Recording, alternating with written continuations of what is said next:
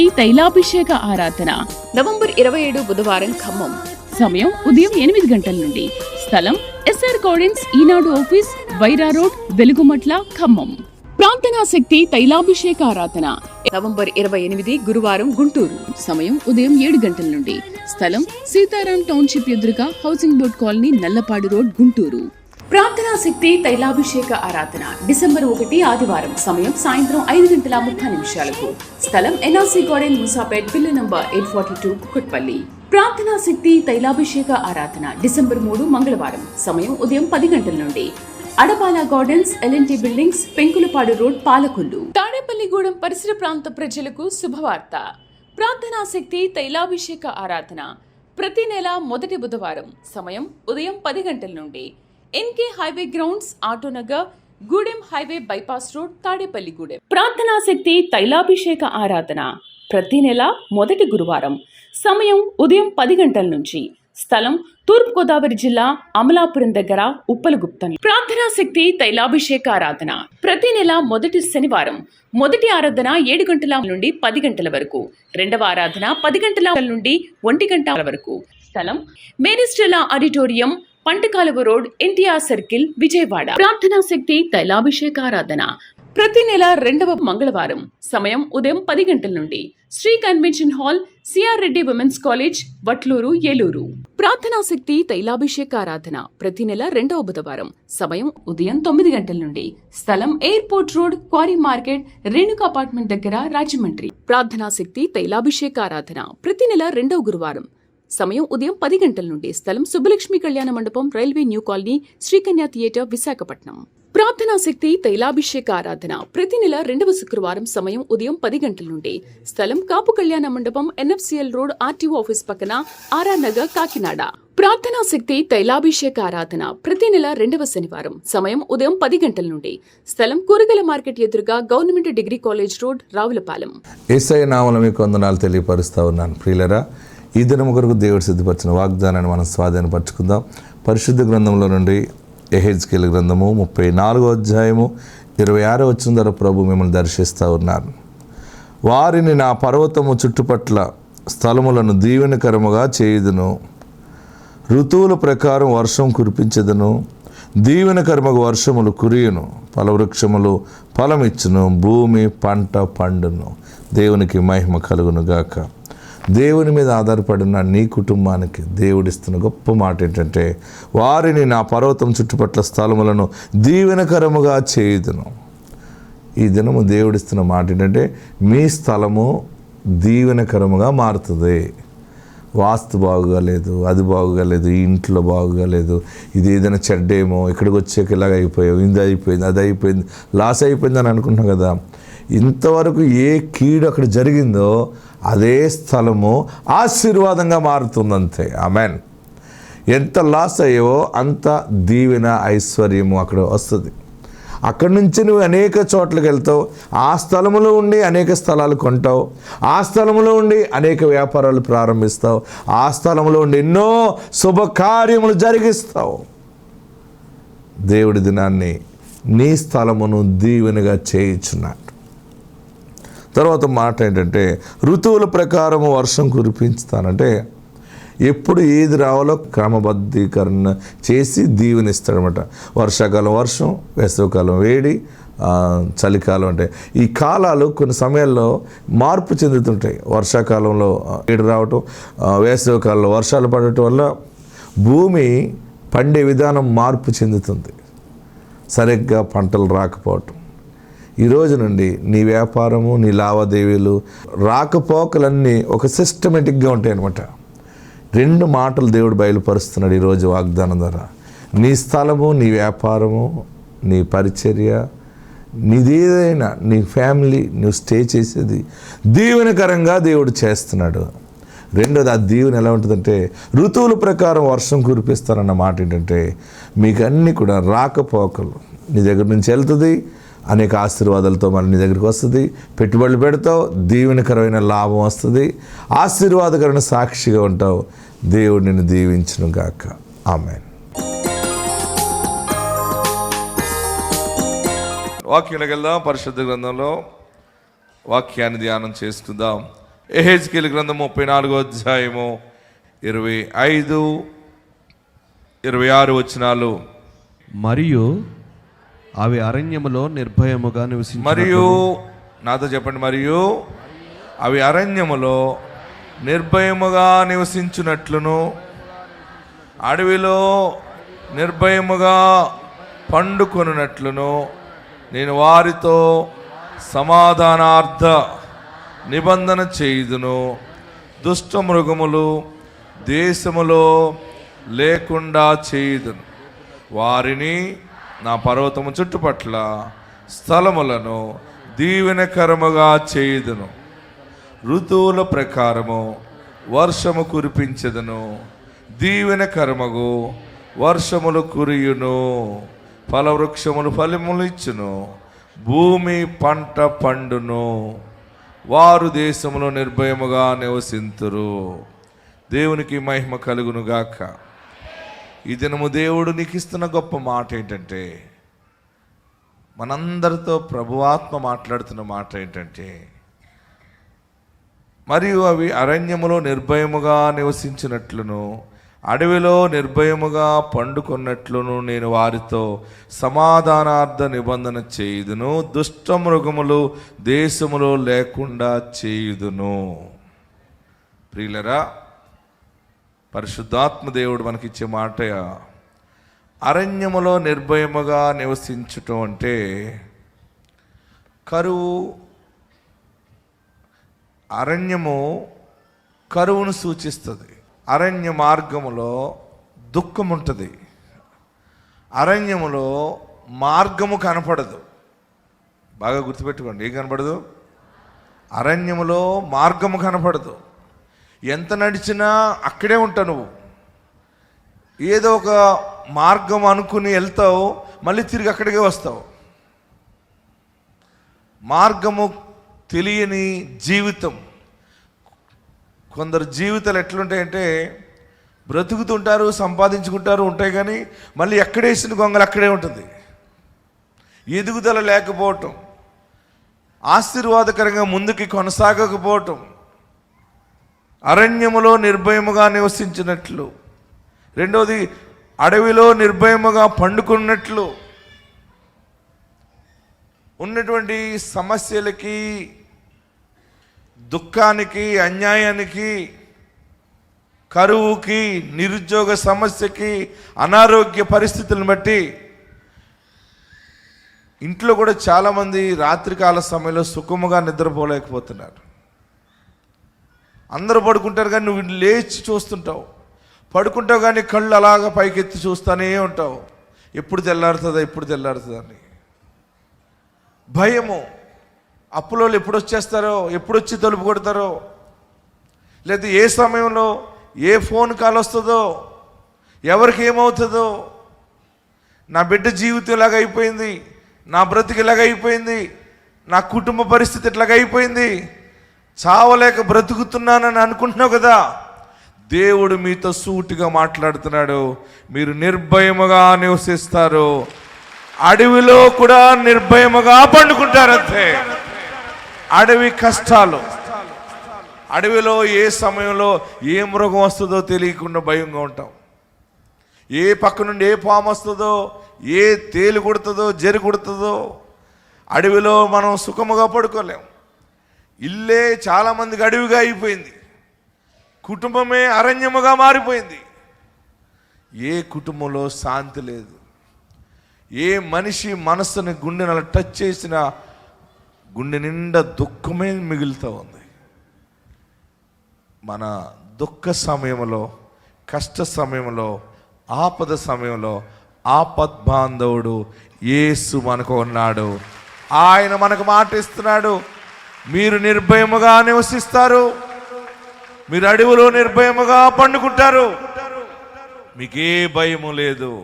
ఇశ్రాయేలుని కాపాడువాడు కునుకడు, నిద్రపోడు. ఆమేన్. నీ బిడ్డ ఎక్కడున్నా, నీ పిల్ల, నీ కుమారుడు, నీ కుమార్తె, నీ అల్లుడు, నీ కోడలు, నీ సంతానము నిన్ను విడిచి దూరముగా ఉన్నా, అయ్యో వారు ఎలాగుంటారో, ఏం తింటారో, వారు ఎలా బ్రతుకుతారో, వారికి ఉద్యోగము ఎలాగొస్తుంది, ఎక్కడ బ్రతుకుతారు ఆలోచిస్తూ ఉన్నావు కదా. వారిని ఆదరించి ఆశీర్వదించేవాడు ఒకడు ఉన్నాడు. నీవు నిర్భయముగా నువ్వు జీవిస్తావు. ఆమేన్. హల్లెలూయా, హల్లెలూయా. ప్రభు మన బిడ్డలతో ఉన్నాడు. ప్రభు నీ పక్షముగా ఉన్నాడు. నీ ఇంటికి ఆయన యజమానిగా ఉన్నాడు. భయపడకండి, ఆయన ఉన్నాడు. ప్రార్థించడానికి నేనున్నాను మీ పక్షముగా. చీకటి మిమ్మల్ని కలవరపడనీయదు. ఆమేన్. హల్లెలూయా, హల్లెలూయా. అరణ్యములో నిర్భయముగా నివసించినట్లు, అడవిలో నిర్భయముగా పండుకున్నట్లు. చాలామందికి నెల ఎలా గడుస్తుందో అర్థం కావట్లేదు. అక్కడిక్కడ తెచ్చి వడ్డీలు కట్టడం, మళ్ళీ ఎక్కడో ఒక చోట అప్పు తెచ్చి వడ్డీ కట్టి మళ్ళీటప్పటికి మళ్ళీ నెల వచ్చేయటం, మళ్ళీ వీరికి వడ్డీ ఎలా కట్టాలి, నా వల్ల కాదు ప్రభువా. చాలామంది ఇల్లు లేని బాధ, గర్భఫలం లేని బాధ. ఏదైనా ఒక ఫంక్షన్కి వెళ్ళాలంటే ఇంకా నీ బిడ్డకు పెళ్లి చేయలేదా, ఇంకా మీకు గర్భఫలం రాలేదా, ఇంకా బిడ్డలు పుట్టలేదా, ఇంకా ఇల్లు కట్టలేదా, ఇలా రకరకాలుగా ప్రశ్నలు నీ మీద పడుతున్నాయని భయమేసి నువ్వు సుఖముగా ఇంటి దగ్గర ఉండలేకపోతున్నావు, బయటికి వెళ్ళలేకపోతున్నావు. ఈ నెల దేవుడు మీకు ఇస్తున్న మాట ఏంటంటే, నువ్వు అనుకున్న పనులు 100% దేవుడు నెరవేర్చుచున్నాడు. నువ్వు సుఖంగా పడుకుంటావు, నిర్భయముగా నివసిస్తావు. ఏ ఇల్లు ఇడిచిపెట్టి పోవాలనుకున్నావో, ఏ ఊరు, ఏ గ్రామము, ఏ పల్లె, ఏ పట్టణము, ఏ ప్రదేశము, ఏ సొంత మనుషులకి దూరం అయిపోవాలనుకున్నావో, అక్కడే దేవుడు నిన్ను దీవెనకరముగా చేయుచున్నాడు. దేవుడు నీతోనే మాట్లాడుతున్నాడు. నిన్ను ఆశీర్వాదకరమైన పాత్రగా సిద్ధపరుస్తూ ఉన్నాడు. 26వ వచనం దేవుడు మనకిస్తున్న మాట ఏంటంటే, వారిని నా పర్వతము చుట్టుపట్ల స్థలములను దీవెనకరముగా చేయుదును. చూడండి,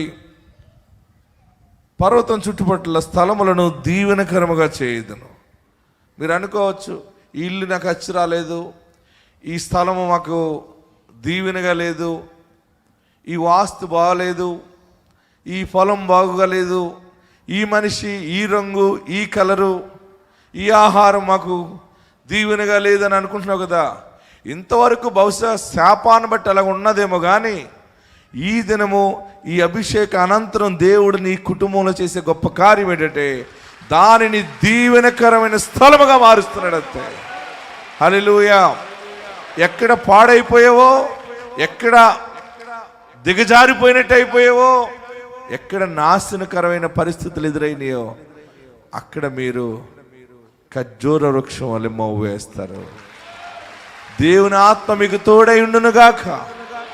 ప్రభు మీ పక్షముగా ఉన్నాడు. నీ కన్నీళ్లను ముత్యాలుగా మారుస్తాడు.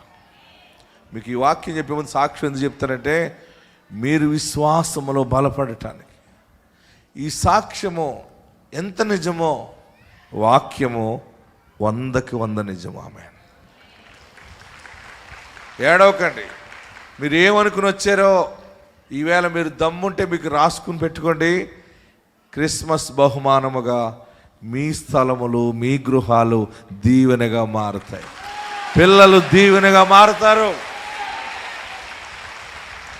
దేవుని వాక్యము ఈరోజు మీతో మాట్లాడుతున్న మాట ఎంత అద్భుతం అంటే, 26వ వచనంలో స్థలములను దీవెనకరముగా చేయుదును. ఏ చేను ఉపయోగముగా లేదో, ఏ భూమి ఉపయోగముగా లేదో దానిని దేవుడు ఆశీర్వదిస్తాడు. కడపలో ఒక ఆమె సాక్ష్యం చెప్పింది. 30 సంవత్సరాల నుంచి వాళ్ళ భూమి ఎందుకు పనికి రాకుండా అయిపోయింది. ఏమైపోయింది? 30 ఇయర్స్ నుంచి అసలు ఎక్కడ బోర్ వేసినా నీరు రావట్లేదు. ఏంటి, బోర్ ఎక్కడ కొట్టినా నీరు రావట్లేదు, ఎన్ని అడుగులు కొట్టినా రావట్లేదు. చివరికి అది పాడు భూమిగా మారిపోయి ఉపయోగం లేకుండా అయిపోతే ఆమె తైలాభిషేక ప్రార్థనకి కడపలో ప్రార్థనకు వచ్చింది. నేను అన్నాను, నీకేం కావాలమ్మా అన్నాను. ఏడుస్తుంది, అయ్యా భూమి ఉంది కానీ ఉపయోగం లేదయ్యా, అంత కష్టం దరిద్రం అనుభవిస్తున్నాం దైవజనుడా. నేను ప్రార్థన చేసి, ప్రభువా ఈ బిడ్డని మీరు ఆశీర్వదించండి. నెల తైలాభిషేకం అప్పుడే దీవించి ప్రార్థన చేసి ప్రార్థనా తైలం ఇస్తే ఆమె ఏం చేసిందంటే ప్రార్థనా తైలం పట్టుకెళ్ళి వాళ్ళ హస్బెండ్కి చెప్పిందట, బోర్ వేసేవాడిని తీసుకురా, బోర్ మిషన్ పురమాయించంటే బుద్ధిగా లేదంటే ఏమనుకుంటున్నావు, అన్ని ప్రయోగాలు చేసాం అయిపోయింది, అక్కడ నీళ్ళు పడవు, అది ఎందుకు పనికిరాదు పోమంటే లేదు నేను ఇసాక్ పాస్టర్ గారి దగ్గరికి వెళ్ళాను. దైవజనుడు వాగ్దానం ద్వారా జన్మించినవాడు, దైవజనుడు వాగ్దానం ఇచ్చాడు, ఫలిస్తుందన్నాడు, తైలం ఇచ్చాడు, ఇదిగో నువ్వు బోర్ మిషన్ పురమాయించంటే బోర్ మిషన్ పురమాయించి ఈ ప్రార్థన తైలము ఆ భూములు అక్కడ పోసి బోర్ మిషన్ దింపితే కనీవిని ఎరుగని జలం వచ్చేసింది. ఇదిగో చూడండి ఎంత పైకి ఆ నేల చూడండి, అది ఆ ఏరియా అసలు పనికిరాని భూమిగా మారిపోయింది. అయిపోయిన నెలకి లేఅవుట్ వేసేసారు. ఇప్పుడు అక్కడ ఆమె వీడియో కూడా తీయమంది కొడుకుని, చూడండి పైకి ఎలా తన్నుతుందో అందరూ చూస్తున్నారా, కేకలు వేయలేరా, ఏల వేయలేరా, ఆ చుట్టుపక్కల స్థలములను దీవెనకరముగా చేస్తానన్నాడు. అంతే, పెద్ద ఎక్కువ లోతు కూడా కొట్టకుండానే వచ్చేసింది. దేవుని కార్యములు ఎవరి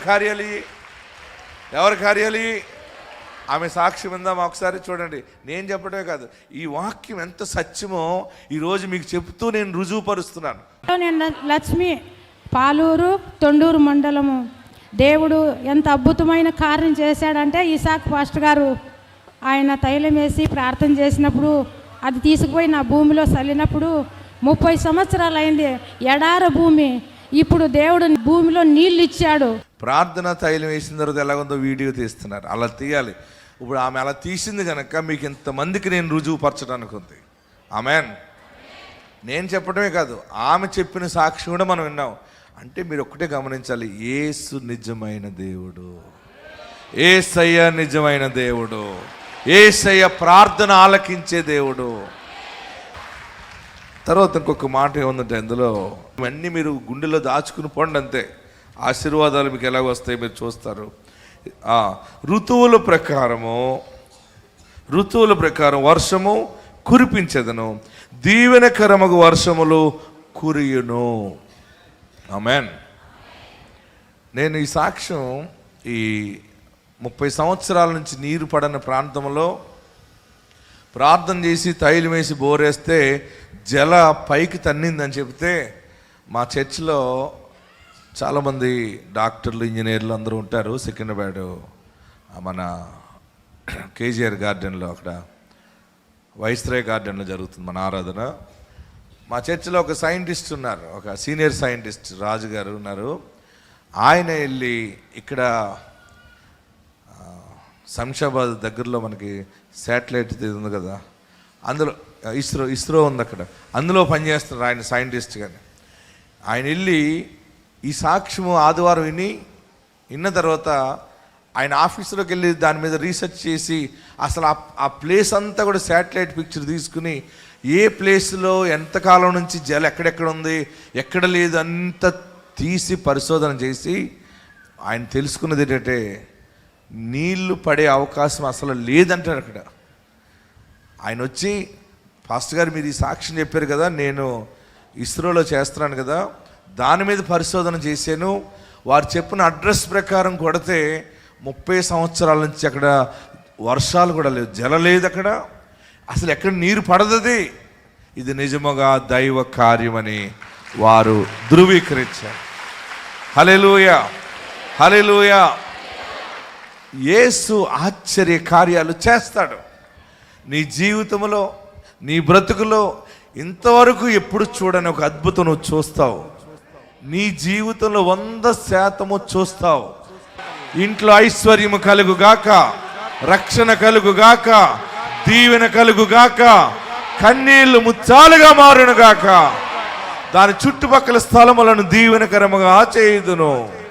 తర్వాత ఏమన్నాడంటే ఋతువుల ప్రకారము వర్షము కురియును, పైగా దీవెనకరమగు వర్షము కురిపించదను అన్నాడు. ప్రియులరా, మీ స్థలాలు దీవెనగా మారుతాయి. మీరు మీ స్థలాలు వదిలిపెట్టి వెళ్ళిపోకండి. మీ పొలాలు వదిలిపెట్టి వెళ్ళిపోకండి. ఇల్లు బాగాలేదని ఇంకొకరి ఇంట్లోకి వెళ్ళకండి. దాని గుమ్మం అది పాడు చేయకండి. క్రీస్తు ఆత్మ మీతో ఉంది. మీ దిశ బాగాలేదని దశ కొరకు దిశ మార్చకండి. మీ ఆత్మ సంబంధం మీ దిక్కు మార్చుకోండి. యేసు వైపు. ఇల్లంతా దీవెనగా మారుతుంది. హల్లెలూయా. ఫైనల్గా ఒక మాట ఏంటంటే, ఋతువుల ప్రకారం వర్షము కురియును. మన భూమి ఎప్పుడు ఫలిస్తుందంటే, మనము కూడా ఎప్పుడు మన మాట నిజాయితీగా ఉంటుందంటే, రావాల్సినవన్నీ సమయానికి వచ్చినప్పుడు ఎక్కడెక్కడ మనం మాట ఇస్తున్నామో మాట మనం నిలబెట్టుకోవడానికి ఉంటుంది. ఏ సమయంలో వర్షాకాలం వర్షాలు కురవాలి, వేసవికాలం ఎండలు రావాలి, శీతాకాలం చలి రావాలి, మంచు రావాలి. వేసవికాలంలో వర్షాలు వచ్చి, వర్షాకాలంలో ఎండలు వచ్చి, ఈ కాలమానం మారిపోతుంది. కనుకనే ఆక్వా కల్చర్ పాడైపోతూ ఉంది. చేపలు కూడా కల్చర్ పాడవుతూ ఉంది. వ్యవసాయ భూమి తగిన పంట అన్ని చోట్ల పండట్లేదు. కొన్ని చోట్ల ఎందుకు పండుతుందంటే, అది వాతావరణం ఎక్కడ బాగుందో అక్కడే పంట దిగుబడి ఉంటుంది. ఆశీర్వాదం ఏంటంటే, ఈ దినము మీ అందరికీ దేవుడిస్తున్న మాట. చాలామంది స్త్రీ ధర్మం కూడా నెలసరి జరిగేది కూడా క్రమం తప్పిపోవటం వల్ల ఆరోగ్యాలు పాడైపోతున్నాయి. చాలామంది ప్రార్థన అవసరతలో రాస్తున్నారు. చాలామంది రోగులు ఎందుకు అయిపోతున్నారంటే, ఏ సమయంలో ఏది జరగాలో అది జరగట్లేదు. ఈరోజు గొప్ప ఆశీర్వాదం ఏంటంటే, ఋతువుల ప్రకారము అన్ని కాలక్రమేణా జరుగుతాయి. మీ ఆరోగ్యము దీవెనగా మారుతుంది. మీ భూమి ఫలిస్తుంది. నీ ఆలోచన ఫలిస్తుంది. ఆయన నీ చెయ్యి విడువడు. దీవెనకరమైన వర్షము కురియును. అందరూ కూడా తలలో ఉంచండి, కళ్ళు మూసుకుని ఆశీర్వాదాన్ని పొందుకుందాం. ఎక్కడున్నవారు అక్కడ లేచి నిలబడండి. ప్రభువా, నీవిచ్చిన ఈ ఆశీర్వాదాన్ని బట్టి నీకు వందనాలు. నాతో ఒక దూతను పంపించి మాట్లాడావు. నీ దూతగా నీ సేవకుడు వచ్చాడు. ఇక్కడ మా మధ్య నిలబడి ఈ మాటలు మాట్లాడించావు. ఈ మాటలు నీవు పంపిన మాటలు బాబు. నా మీద ఇంత దయ చూపించావా? నీవు నన్ను ఆశీర్వదించినందుకు వందనాలు. ఈ నెలలో దీవెన ప్రకటించావు. ఈ ఆశీర్వాద సంతోషము నేను చూస్తానని నేను నమ్ముతున్నాను బాబు. అంటే నువ్వు 2 చేతులు ఆకాశం వైపు చాపి, తలలు పైకెత్తి, నీవు ఉన్నావు నా పక్షముగా. నీవు నా చెయ్యి విడిచిపెట్టేవాడు కాదయ్యా. నువ్వు నమ్మదగిన దేవుడు. స్ట్రైట్గా 2 చేతులు పైకెత్తి, నా మీద నీవు కృప చూపించండి, నన్ను ఆశీర్వదించండి, నా పాపాలు క్షమించండి, నా దోషం క్షమించండి. నీవు తప్ప నాకు ఆధారం ఏది లేదు, ఏ ఆధారము లేదు. ఎలా బ్రతుకుతున్నానో నీకే తెలుసు బాబు. ఈరోజు నువ్వు నాకు చెప్పావు, నా స్థలములను దీవెనకరంగా చేస్తానన్నావు. అందరూ చేతులు దించండి, నమస్కరించండి, తలలు పైకెత్తండి. ప్రభువా, నీ శరణు వేడుకుంటున్నానయ్యా. నీ శరణు జొచ్చుంటాను బాబు. నాకు కాపరిగా ఉండు, నాకు తండ్రిగా ఉంటావని నేను ఆశీర్వాదంగా నేను నడిపించబడతానని నమ్ముతున్నాను. నీవు నాకు తండ్రిగా ఉండవా? నీవు నాకు తండ్రిగా ఉండవా? నీ రక్షణ నాకు దయచే. నా ఇంటంతటికి నీ రక్షణ దయచే. అందరూ ప్రార్థన కోరుకున్నాడు. అందరూ ప్రార్థన చేయండి.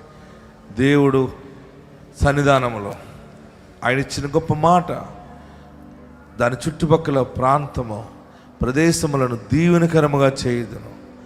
ఋతువుల ప్రకారము వర్షము కురిపించదను. దీవెనకరమైన వర్షము కురుస్తుంది. మీ జీవితము నిలబడట్లేదా? పనికెళ్ళి వచ్చిన డబ్బులు నిలబడట్లేదా? హాస్పిటల్ పాలవుతుందని ఏడుస్తున్నావా? ఎప్పుడు నా ధనమంతా మెడికల్ షాప్కి అయిపోతుంది, నా ధనమంతా ఇలాగైపోతుంది, ఎన్నాళ్ళు ఈ గోళీలు, ట్యాబ్లెట్లు, మాత్రలు మింగాలి, ఇంజక్షన్లు చేసుకోవాలి, ఎక్కడొస్తాయి? నా కష్టార్జితము మందులు పాలవ్వకూడదు బాబు. నా కష్టార్జితం పోలీస్ స్టేషన్లకి, పోలీసులకి, కోర్టు ఫీజులకి, లాయర్ ఫీజులకి కట్టుకుంటూ వస్తున్నాను. ఏడుస్తున్నావా? నా కష్టార్జితం నేను కన్నులారా చూచుకోలేకపోతున్నాను. నా కష్టార్జితంతో ఒక ఆస్తిని, ఒక ఐశ్వర్య ఘనతని చూడలేకపోతున్నాను. నా కష్టార్జితంతో ఒక పాడిని చూడలేకపోతున్నాను. నా కష్టార్జితంతో ఒక పంటని చూడలేకపోతున్నాను. ఇంత భయంకరమైన పరిస్థితుల్లో ఉన్న నాతో నువ్వు మాట్లాడేవు. ఈరోజు నువ్వు నాతో మాట్లాడేవు బాబు, నాతో మాట్లాడేవు బాబు అని ప్రార్థన చెయ్యి. హల్లెలూయా. అందరూ ప్రార్థనలో ఉందాం, అందరం ప్రార్థనలో ఉందాం. హల్లెలూయా, హల్లెలూయా. అందరం ప్రార్థనలో ఉందాం. స్తోత్రం, స్తోత్రం, స్తోత్రం.